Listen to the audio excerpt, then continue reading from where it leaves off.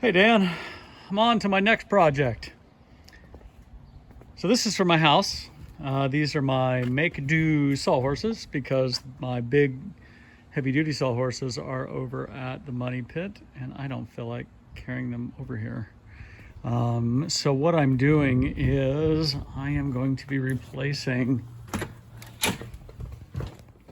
this set of cubbies with something that's only 3 high but 5 wide.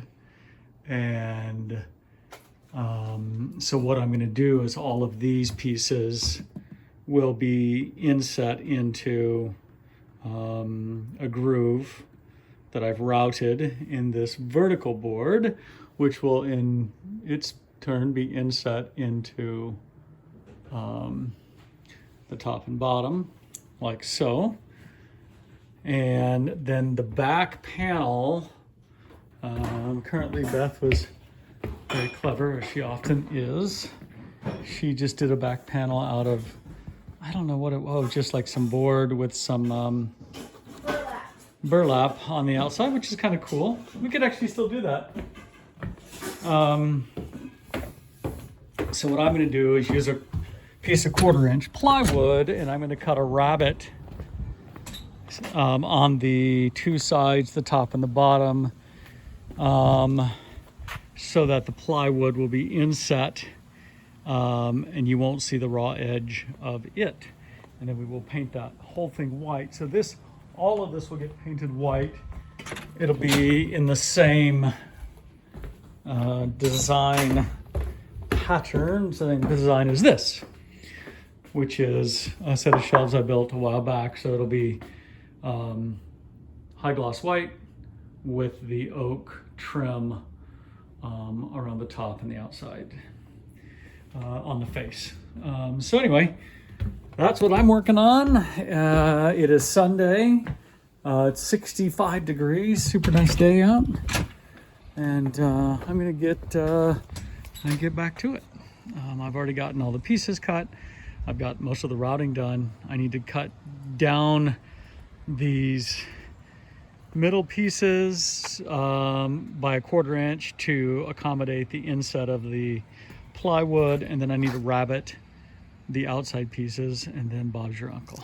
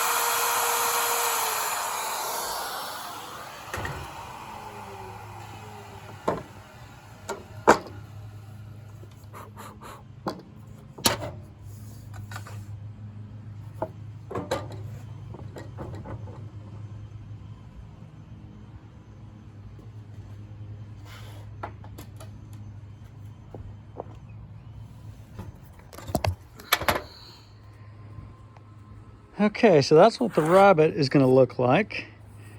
Let's see. That's better. You can see it.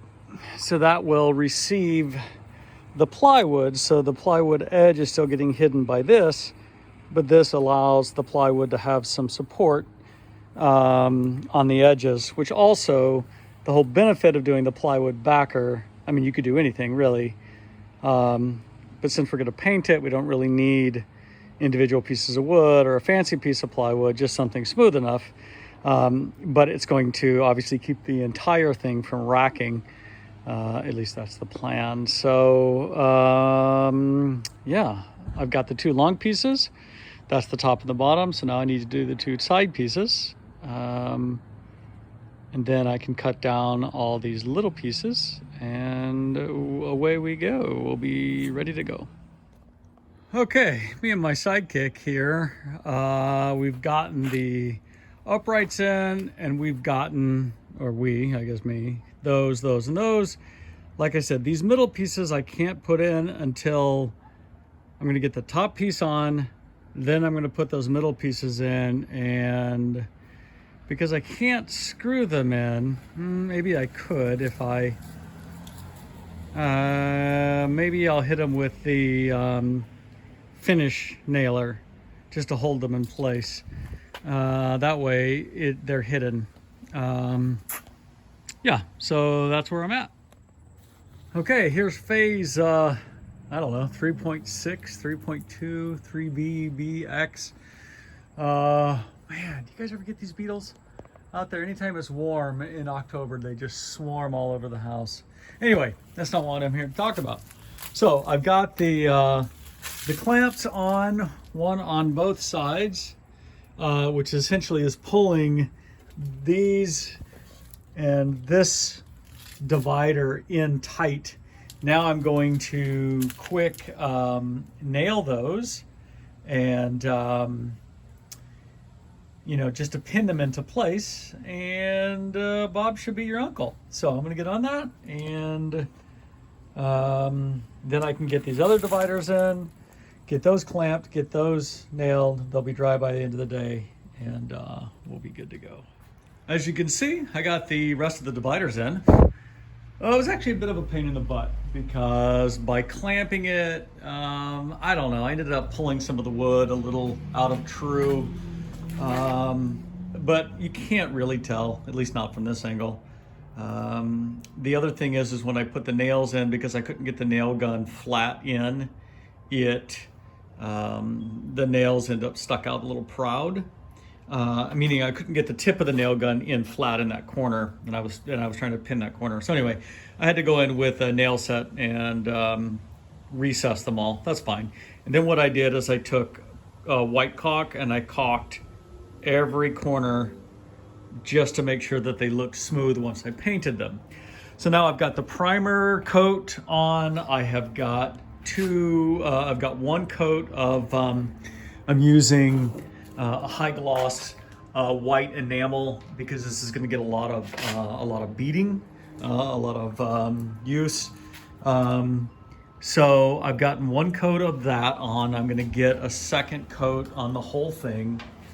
And then now I have to go and I have to get the backer piece, which I think we're going to paint with a flat or an eggshell, something that's not high gloss. Probably closer to what we have painted the walls with. I'll get that on, and then I will get the oak trim pieces stained, cut, and nailed on. To nail those on, I like to use, I've got these of course they're short, they're called brads. I've got these brass brads that I hand nail in, because I think the brass brads go really well with the oak and they look cool. So anyway, getting ever closer, and yeah, here is the next update. Hey, well, here it is. I'm finally done. Pretty happy with the way it looks. You can't from this video tell where the flaws are, and I'm not going to point them out. So this is, you know, as you're coming up the stairs from this direction, you know, this is the side that faces the steps. So this is the side at the top of the step, duh. Okay. So I've got that little oak trim around the whole thing. Mainly I had to do it here just to hide where the recess was, where the plywood sat in against the frame. But yeah, pretty happy with that. On this side, I have this cleat, I guess you want to call it, old piece of trim, because this thing is going to go, as you're looking at it from this direction, this is going to go against the wall here, and I'm going to actually bolt it in or screw it in right there. But because there is baseboard trim that runs along the entire wall, this thing is going to sit out from the wall that much. Therefore, I've got that so that it sits out evenly. Yeah, so I will find some stout yeoman and get that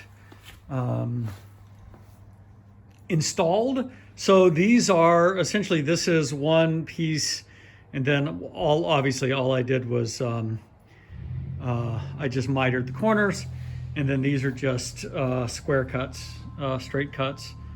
All of these pieces are continuous, and then all these little tiny pieces to fill in the gaps. So yeah, it looks pretty good. I'm pretty happy with it. I think I am gonna fill like these gaps in. I think I might even actually hit that with a little bit of sandpaper just to take that sharp corner off so that we don't end up with any heads cut open like my grandkids. So anyway, that's what I've got. That's my story. I'm sticking to it.